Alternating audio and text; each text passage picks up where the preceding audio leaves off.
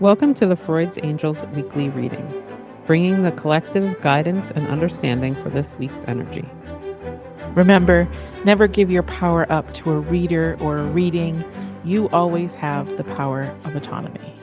Hey, angels, welcome to your weekly reading. We are reading from July 20th through the 26th. Y'all, did you miss us? We weren't here last week because we didn't plan well. Schedules. Well, I was supposed to be camping and then I wasn't camping and it messed up the whole thing. And I just needed time. I couldn't, I don't know that I could have coped with recordings. It was, it was a lot last week and it's a lot this week. And so, but we are here for you for at least the next 2 weeks anyways. Yeah. No guarantees after that. We're hanging in there just like you are. By a thread, by a toenail, like a fingernail, like just still gripping on our sanity. So y'all, I can't believe that you wouldn't know we're in Mercury, that we're in Mercury retrograde. I can't believe you wouldn't know we are in Mercury retrograde. Okay, see, this is like if happening. You don't know, I'm jealous of you because I am highly aware. Y'all, this one hit like hard and fast, but because there's other planets in retrograde and all of those things. And I don't even know. I don't even know at this point. I am not going to pretend to know what is going on. But if you want to know what is happening, where Mercury is retrograding in your sign, it's retrograding in Leo. It's staying in Leo. And so it's not going back to the previous sign, which is Cancer. It's staying in Leo. So look to see what house Leo is on your chart, and you will get an understanding of the things that are coming up for review. And yeah. And I'm like, what? So, and I think for us Geminis, Leo is our third house for our Gemini risings. And it is relationships. We're reviewing relationships. We're reviewing things. I know it seems like a theme this year about for us is relationships, but I'm pretty sure. Yeah. So whatever it is, take a look. Now, apparently Leo, my Jupiter is in Leo. Oh, interesting. My Mercury is in Libra, which is why my communication and okay. So yeah, so communication.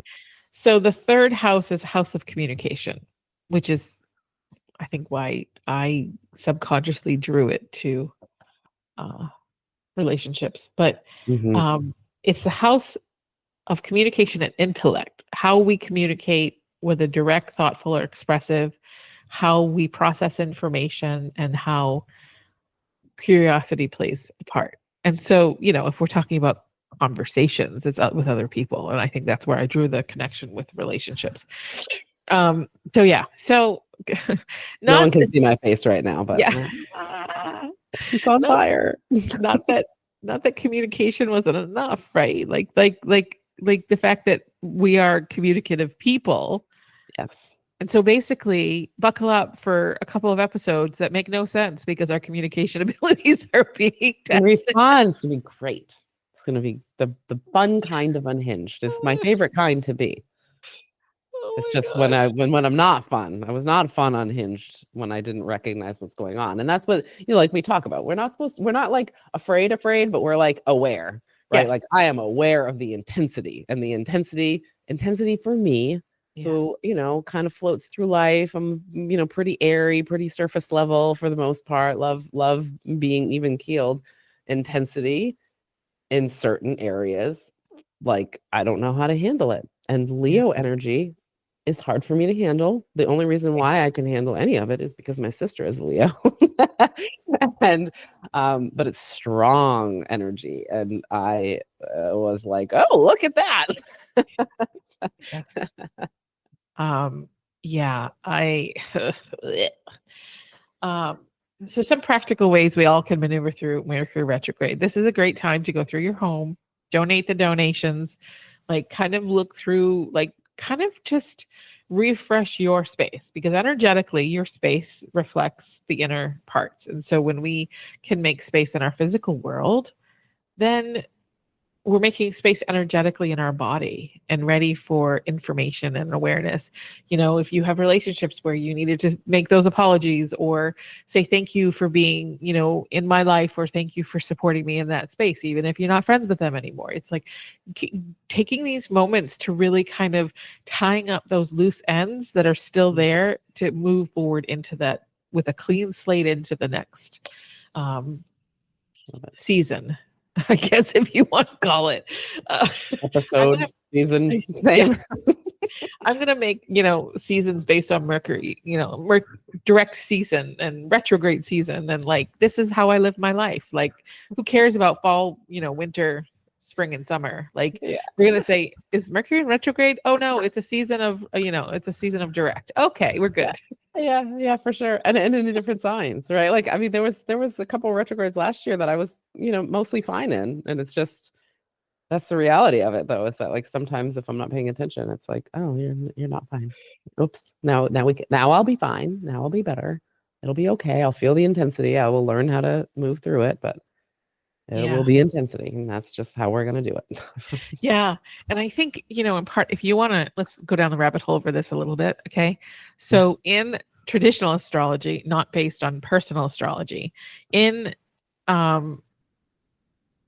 traditional astrology, if you think about it, Aries is the first sign of the astrological wheel. And then you have Taurus, and you have Gemini. Gemini is the third house in the traditional astrological wheel. It's retrograding in our third house of Leo. And Geminis are all about communication. And it's in our third house of communication in our charts. And so that's why I think Geminis, people who have Gemini rising or sun, or even Gemini moon, or any heavy Gemini placements, we will begin to feel this communication glitching a little bit. So yeah. I mean, even my electronics, the faces that my camera has frozen on in session, boy, we're having a good time with those. Yeah, absolutely. And my clients are so beautiful and wonderful, and they're just kind of like, I think you're frozen. And I'm like, I'm so sorry you're looking at that face, because I don't look at myself during session, obviously. So I don't know till they tell me that I'm frozen. I'm like, oh Lord, this is what we're doing. So yeah, friends, do all the things that you need to in order to feel like at least supported by yourself through this retrograde. It's going to get bumpy. It's just kind of one of those things where we don't want to fear it. It's not, you know, for some it's going to be a tower moment. For some it's going to just be like mild waves. It's okay. Either way, it's okay. We're going to make it through. It's going to end eventually. And we'll be like, wow, look at all the good work we did. Yeah, totally. So what are the mermaids telling us this week? Well, the mermaids threw this card on the ground because I like to put cards back in when I don't like them. Right. And so this one was like, you will not be doing that. It is the waiting card. And I feel personally attacked because I'm really getting tired of all these cards giving me different ways to tell me to be patient. And if you've listened to this podcast for any amount of time, you know that I am not a patient person at all. This is probably why I do a lot of things by myself, because it means that I don't have to have patience for anybody, and I can just do things full steam ahead if I want to. I can manipulate things, you know, the way that I need to, whether it's my schedule or whatever. Like, I just really love the illusion of control. So waiting is the opposite of that to me. No control. You must wait for things to happen. So this mermaid is actually peacefully waiting. She's sitting on a cliff. She's gazing out toward either the sunrise or the sunset, and she's chilling. And I feel like the card is not really telling us necessarily like patience, because I feel like the patience card would have come out if that was the exact word we're looking for. It's more like the journey of waiting and how you can navigate the journey of waiting. You can do it lighting yourself on fire, or you can do it with trust in the universe, which also this past week, which was a little bit on fire for me, I found my card that I thought I lost, which was the check box of today I trust the universe has my back or does not have my back, that I spilled water all over, and it took out the universe does not have my back option. So it's like my favorite thing ever because it is my favorite thing. But it's not a coincidence that it came out because it was like, do you trust your journey? Do you trust that you do not have to direct everything in order for things to fall into place? And so that's what this mermaid is coming to tell us, is that, sometimes effort isn't what we need. Sometimes we're just letting things happen the way they happen. When you put the bread in the oven, turning up the oven is not going to make it cook faster. It's going to fuck it up. So I can attest to those things. Exactly. So we're not going to do that in our lives either. We're not going to try to turn it up to make it happen. I hate saying these things out loud right now, by the way, because this is just for me. This isn't even a reading for you guys. It's for me. But yeah, we can take a step back right now and really see what we're doing in the process of whatever it is that we're looking for, whatever plans we have, whatever hopes and dreams that we have, really where we're at with the waiting process, and trusting that waiting is part of the process. It's one of the major parts, because you have to let things simmer. You have to let things grow. You plant the seed, you gotta just water it and wait for it to sprout. I mean, it's everywhere in nature. So the idea that it doesn't exist in humanness is a little silly. Yeah. And so yeah. Fuck this card, but anyway. Yeah. Yeah, it's hard, but I think too is that the one thing I'm learning a lot of is the reason why we don't want to wait and we get impatient is because there's a lot of conversations internally happening, right? Totally. We want something to happen because we want to be relieved of something that is inside of us. And sometimes we see safety in the result of what we're doing, and we don't feel safe within. And so part of waiting, and if you want to use divine timing and I know that's a card in that book, but or that deck, but it's that sense of the waiting is not that you're being restricted from what you want. The waiting is waiting for all the pieces to show up so that it is as successful or it is as grand as you want it to be. And so a lot of times when I'm in that push phase, pushing the river is what I like to call it, I am like, what am I feeling? Why do I feel like I need this to happen right now? What safety or what result, what feeling, whatever am I seeking at the end of it? What do I believe that this happening will give me? And can I create that before even having that, right? Because when we put expectations on our selves, on our creations, on the things, if we don't kind of wait for all the pieces to show up, we're only half-assing it. And then we're never going to get out of it what we wanted to.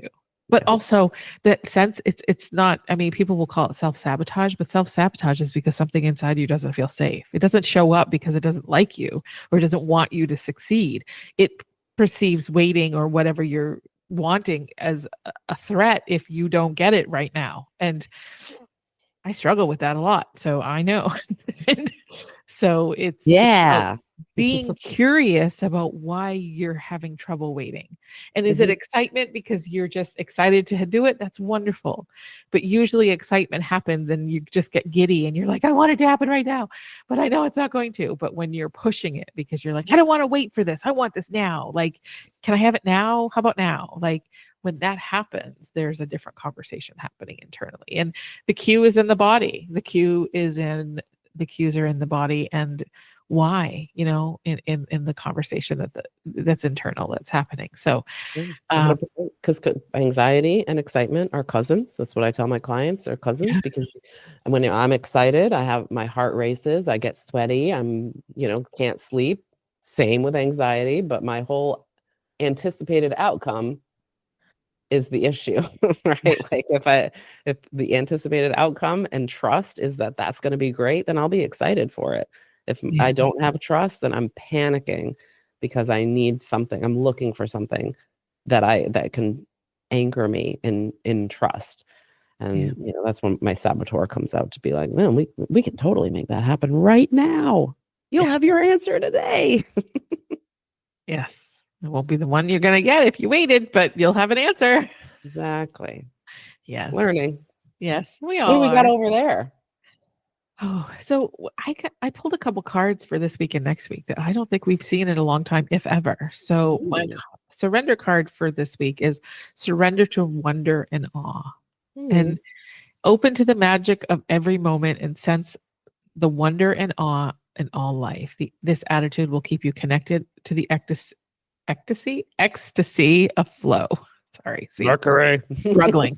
Um, and I think it fits very well with the waiting card, right? Because when Does. you're waiting, you're invited to be present in the situation, present in what you're feeling, present in what you're experiencing. And in order to see the wonder and awe in the world, you have to be present in the world. You can't be 10 steps ahead of the world because you're not seeing what you are in the present. And whether that's just observing, like recently, oh, what happened? It was, I have a menagerie of wild animals that come to my patio because I feed them.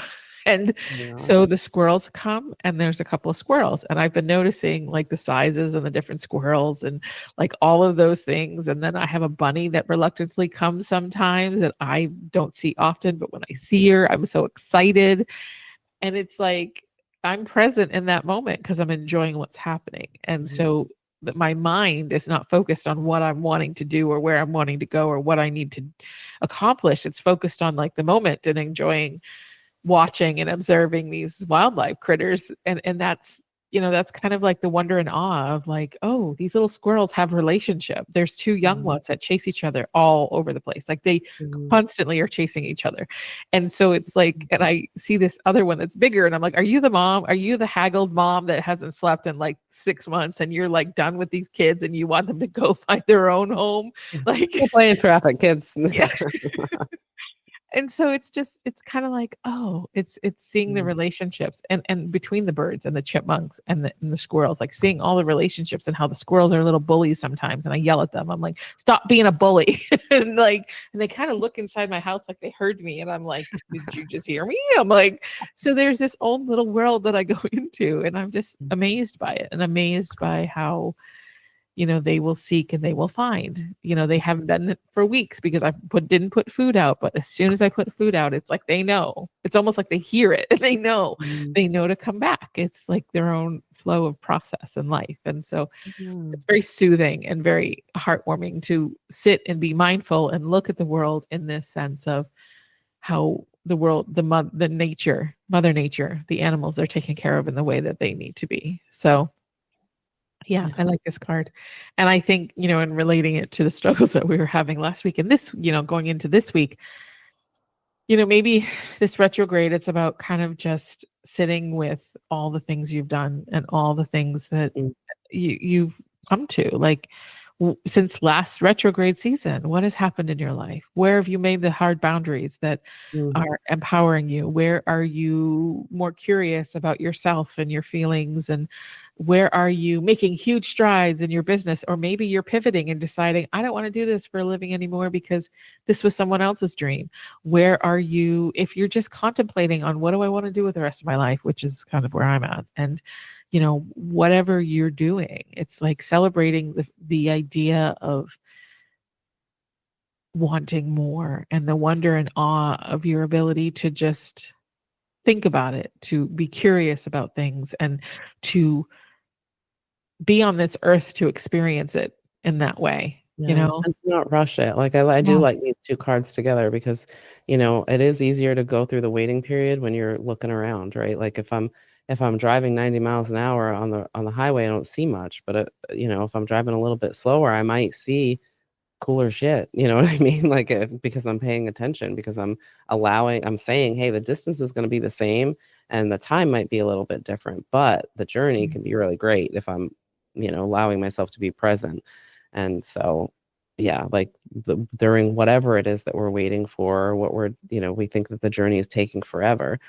Yeah, like, there's plenty of but the personal things that I'm working on right now, there's plenty of opportunity if I will let myself sit down to be in wonder and awe of even being in this position to be waiting. Yeah. Like, all of the ways that I've had to, transform my own belief systems and change my magnet so that I could, bring different people, places, and things into my life. And really, now that I'm talking about it out loud, I'm like, oh, yeah, I mean, when I surrender, things are a hell of a lot easier. We know this. We've watched it happen multiple times. So, We're human. let's still forget. let's have a little bit of wonder and awe of like, so what's coming? You know what I mean? Like that, okay, we're purposefully being pulled back like the slingshot, right? Like let's see where whenever it releases, we'll see where it goes. But Yeah. let's Yeah. it's never been bad. So No. so- And it's yeah. It's trust too, right? It's about trusting. Not only just that it's coming, but for ourselves. And I Yeah. think if you're an entrepreneur, the waiting gets us back in touch with the idea of why we're doing it to begin with. 1,000%, my God. Mhm. Because we get caught up in websites, I do, and social media and all the other BS that I can't stand to do, that I wish I could pay somebody to do it. I'm open to that pot of money showing up spirit, like just dropping it in my lap so that I can, yeah. So, yeah, let the waiting, let this retrograde be that moment of just reconnecting to the natural world around you, as well as your own internal world of dreams and possibilities and desires and whatever your goals or purposes are. So, yeah. And so our money card, talking about money. I release the need to consume what doesn't align with my goals. Girl, yes. I'm like, oh, okay. I'm on a budget for literally that reason. Yeah. As I said about the pot of money, I look down and I'm like, fuck, okay, yeah, all right. I can get the pot of money, but do I use it that it's in alignment with the goals that I have? Okay, all right, sure. The conversation I've been having with myself for weeks, like, what's going on? So did all that money spending get you where you wanted to go? Like, no, okay, let's pivot. Like not out of a negative way, but just being like, wow, you fell out of alignment. You forgot. Yeah. It's okay. And even if, and it's like, it's like the issue is not out of falling out of alignment. It's just knowing that and getting back to alignment and understanding what that is. And like totally comforting those spaces. Like for me, it's like, okay, I wanted to spend $900,000 yesterday. Okay, why? What is the feeling I'm chasing? What is the thing I'm chasing? What is the sensations? What does my body feel like when I'm doing it? What dopamine hit gets, it's like, what are the things that happen when I do it? And how can I create that outside of like spending cash? And so it's been interesting. Yeah, that's for sure. Well, angels, sending you lots of resilience, patience, and whatever else you need to get through this week. It is going to be fine. It is going to be wonderful. Kind of just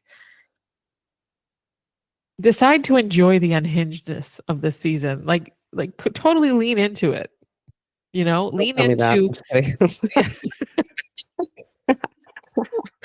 like, if you feel a little crazy, lean into it. Practice your things that ground you and that do the things. But like, if you're like, I feel so out of control, be like, okay, so be out of control. Go create something that's out of control. Like go, sing a song that's really loud and like move the energy in a way. Like don't be self-destructive, but yes. Well, of course, like don't go out and like binge drink for like 10 days or whatever, or even start texting people that you shouldn't be texting because what? Yeah, I don't know what you're talking about. And but just feel it, be in it. And if it's scary and overwhelming because you're already in it before Mercury happened in retrograde, practice your grounding techniques. Yes. If you need us to help in any way, you know where to find us. We hope you have a lovely week. And we'll talk to you next week. Yeah, love you. Thanks for listening. We hope we gave you something to support your journey. Check out our Facebook or Instagram page to connect with us. Have a great week.